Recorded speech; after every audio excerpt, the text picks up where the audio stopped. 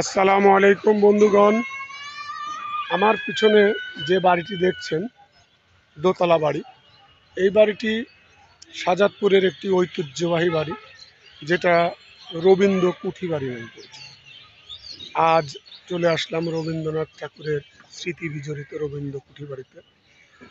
আমি প্রথমে এই কুঠি বাড়িটির ইতিহাস সম্বন্ধে একটু জানাবো আপনাদেরকে। 1842 সালের আগে এটি নীলকরদের আওতাধীন একটি কুঠি হিসেবে ব্যবহার করা হতো। 1842 সালে সর্বপ্রথম রবীন্দ্রনাথ ঠাকুরের দাদা প্রিন্স তারকনাথ এটিকে ক্রয় করেন এবং এটি তার জমিদারির অংশ হিসেবে ব্যবহার করা শুরু করেন। জানা আছে যে 1890-এর দশকে সর্বপ্রথম রবীন্দ্রনাথ ঠাকুর এই বাড়িতে আগমন করেন এবং তিনি 1890 থেকে 1896 সাল অবধি এখানে ছিলেন এবং এখানে থেকে তার জমিদারির কাজই শুধু পরিচালনা করেননি, পাশাপাশি উনি তার সাহিত্য চর্চা, শিল্প চর্চায় মনোনিবেশ করেছিলেন। 1896-এর দশকে রবীন্দ্রনাথ ঠাকুরের আত্মীয়দের সাথে যখন ভাগাভাগি হয়, তখন এই বাড়িটি রবীন্দ্রনাথ ঠাকুরের হাতছাড়া হয়ে যায় এবং 1896-এর দশকের পরে আর রবীন্দ্রনাথ ঠাকুর কখনো এই বাড়িতে আগমন করেননি।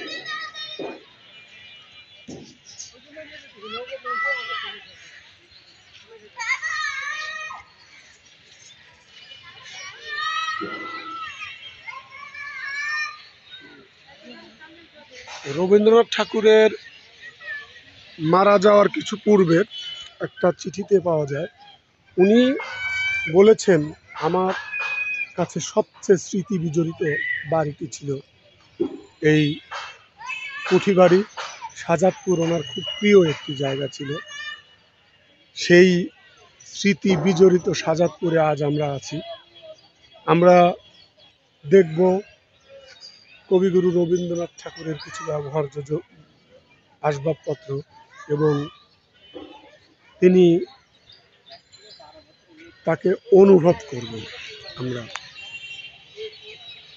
তার ব্যবহার করা জিনিসপত্রগুলো ছুঁয়ে হয়তো বা দেখা যাবে না, কারণ এটা পুরাকৃত, এগুলা ছুঁয়ে দেখার অনুমতি নেই, কিন্তু আমরা দেখব এবং এটা অনুভব করব তাকে, যে একদিন তিনি এখানে ছিলেন, এই আসবাবপত্রগুলো ব্যবহার করেছেন। আচ্ছা, চলুন যাই, দেখি কিছু দেখানো যায় কিনা।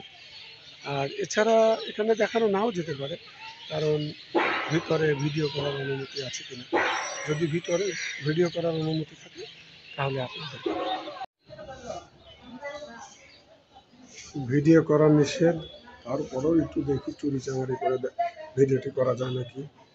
বাড়ির দোতলার সিঁড়িটি কিন্তু চমৎকার একটি শেপের সিঁড়ি। আসলে এত বছর আগেকার এই সিঁড়িগুলা বা এই বাড়িগুলো এত সুন্দর ছিল, এখন বর্তমানে কল্পনা করতেও কষ্ট হয়। দেখা যাক, জমিদার বাড়ি।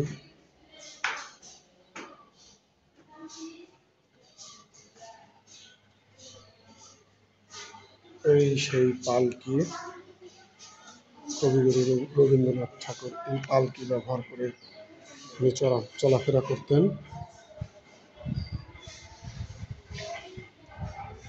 কবির স্বহস্তে আঁকা কিছু ছবি, কিছু পাণ্ডুলিপির অংশ সেখানে রাখা আছে।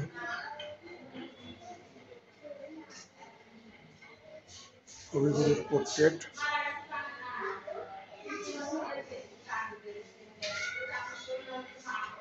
কবিগুরুর নিজ হস্তে আঁকা ছবি, অবগুণ্ঠিত নয়।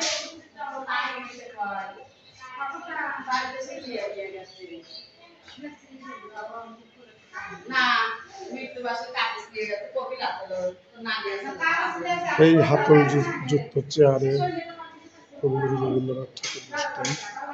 এটা ছিল তার ড্রেসিং টেবিল।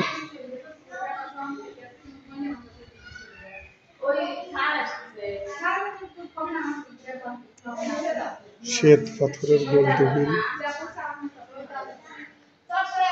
এই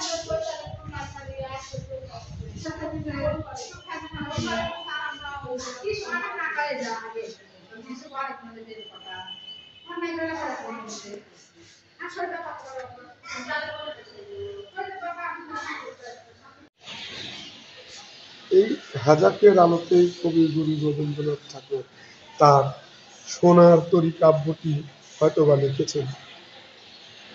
এগুলো আসলে অনুভবের একটা বিষয়। এটি তার ট্রে, একটি ট্রে। এটা হয়তোবা পূজা সংক্রান্ত কোনো বিষয় হবে, আমার এই বিষয়গুলোতে খুব একটা ধারণা নেই। আসুন দেখি আরো কিছু জিনিস। এগুলো হচ্ছে কেরোসিনের বাতির চিমনি, নৌকা বাঁধার শিকল, হরম 2 জোড়া,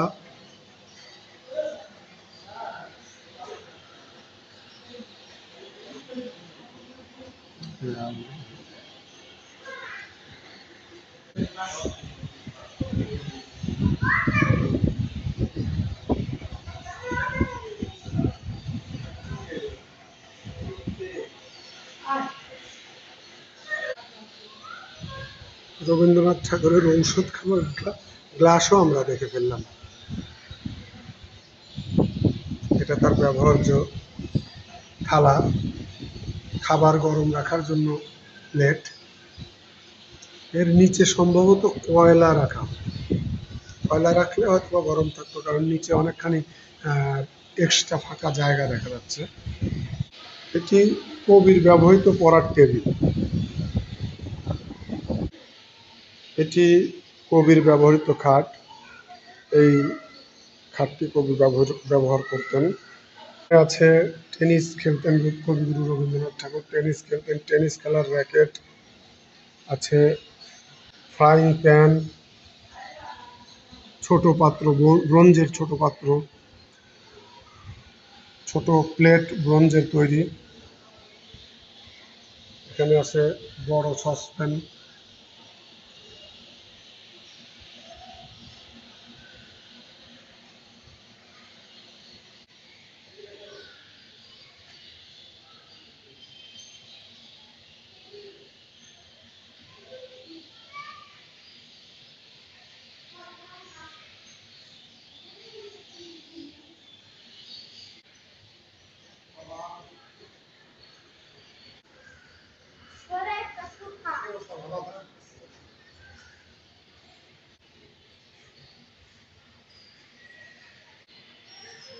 আমি তো ভেবেছিলাম বেসিন, টেবিল বেসিন হয়তোবা নতুন কোনো আবিষ্কৃত জিনিস। এখানে এসে দেখছি সেই 18 দশকে, 1880 বা 70-এর দশকেও বেসিন টেবিল ছিল। এটি কবিগুরুর ব্যবহার করা বেসিন টেবিল। এটি হচ্ছে ড্রেসিং টেবিল। বাহ, কবিগুরুর ড্রেসিং টেবিলে আমাকেও দেখা যাচ্ছে। এখন ড্রেসিং টেবিলের আয়নায় আব্দুল্লাহ মামুন, ভালোই লাগছে।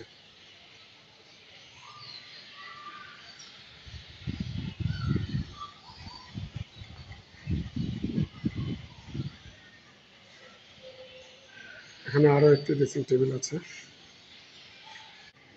এটি বিশ্বকবি রবীন্দ্রনাথ ঠাকুরের ব্যবহারকৃত বাজরার প্রতিকৃতি। এরকম একটি বাজরা নৌকায় করে উনি চলাচল করতেন, এরই একটা প্রতিকৃতি বানিয়ে রাখছেন। আর এটা হচ্ছে তার ব্যবহৃত পালকি, পাণ্ডুলিপির বিশেষ অংশ বিশেষ। এটা হচ্ছে কবির চিঠি লেখার ডেস্ক। এই ডেস্কে বসে তিনি চিঠি লিখতেন। এখন যাবার সময় হয়ে গেছে, এখান থেকে আমরা বের হয়ে যাব।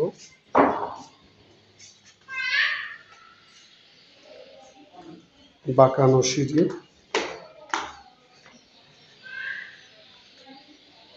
অনেক চমৎকার একটি সিঁড়ি।